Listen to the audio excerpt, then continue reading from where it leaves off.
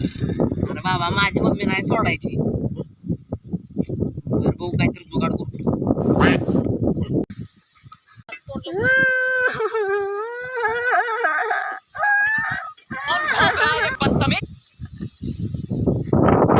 काय झालं रे? अरे मम्मी माझ्या मित्र झालाय ब्रेकअप. तो फाशी घेऊन मारायचं म्हणतो या. अरे अजून त्याचं लगीन बी झालेलं नाही. आईबानं त्याचं अजून लग्नाचं पाशिंग बी बघितलेलं नाही. त्याला जा सांग जा जरा समजावून. तुझं ऐकतोय त्यो.